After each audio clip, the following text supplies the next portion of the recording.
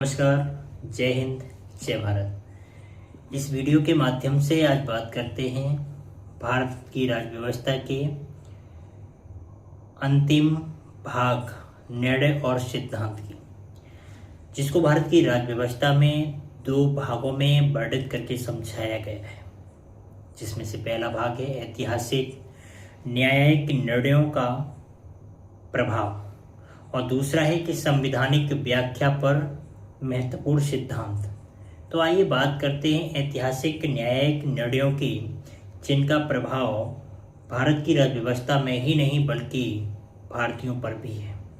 जिसमें से 1950 का रोमेश थापर का केस, 1950 का A.K. गोपालन का केस, 1951 का चंपकन दोराय राजन का केस, 1951 का ही शंकरी प्रसाद का केस, 1960 का बेरुवाड़ी यूनियन का केस, 1961 का KM नानावटी का केस, 1967 का IC गोलकनाथ केस, 1973 का केशवानंद भारती केस, 1975 का इंदिरा नेहरू गांधी केस, 1976 का ADM जबलपुर केस, 1978 का मेनका गांधी केस, 1980 का Bachchan Singh case, Minerva mill case और बामन राव केस, 1985 में शाहबानो का केस, 1986 में DC वाधवा का केस, MC मेहता का केस,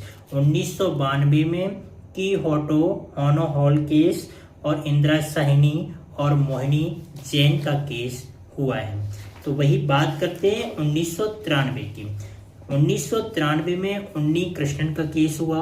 1993 में ही उच्चतम न्यायालय एडवोकेट्स और रिकॉर्ड एसोसिएशन केस हुआ। 1994 में SR बम्बई का केस हुआ। 1997 में विशाखा का केस हुआ। 2002 में लोकतांत्रिक सुधारों के लिए संगठन केस हुआ। तो वही 2002 में TMA पाई फाउंडेशन केस हुआ। 2004 में नवीन जिंदल का केस हुआ। 2006 में प्रकाश सिंह का केस हुआ। तो वही 2006 में M नागराज का केस हुआ। 2007 में IR कोएलो का केस हुआ। 2011 में अरोड़ा रामचंद्र शानवाग केस हुआ। 2013 में People's union for civil liberties union case हुआ। 2013 में लिली थॉमस का केस हुआ। 2013 में ही TSR सुब्रमण्यम केस हुआ। 2014 में राष्ट्रीय विधिक सेवा प्राधिकरण का केस हुआ। 2015 में श्रेया सिंघल का केस हुआ। 2015 में ही उच्चतम न्यायालय एडवोकेट्स ऑन रिकॉर्ड एसोसिएशन का भी केस हुआ। 2017 में भी सायरा बानो का केस हुआ। 2017 में KS पुट्टास्वामी का भी केस हुआ।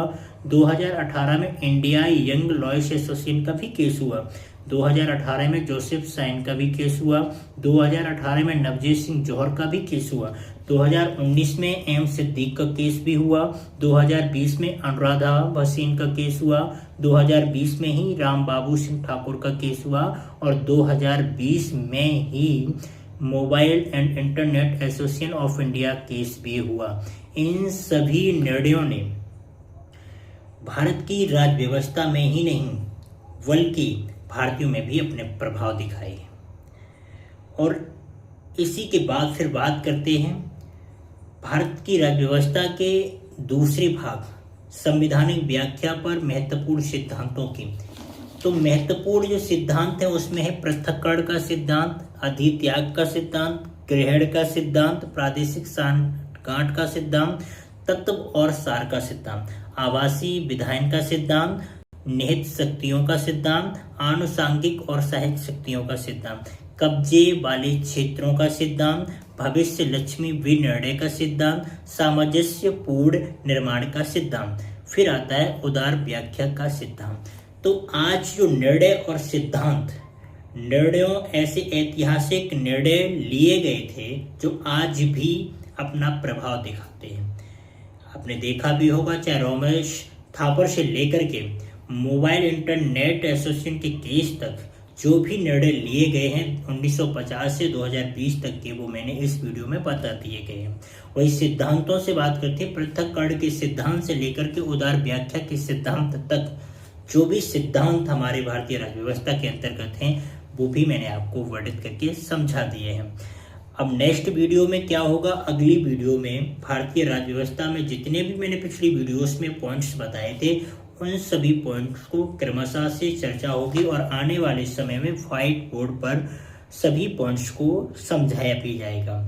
तो हमारी सभी वीडियो देखने के लिए हमारे इसी YouTube channel UPSC for study को सब्सक्राइब कर लें और वीडियो को लाइक करें या ना करें, लेकिन कमेंट पर अपना सुझाव जरूर दें। जय हिंद।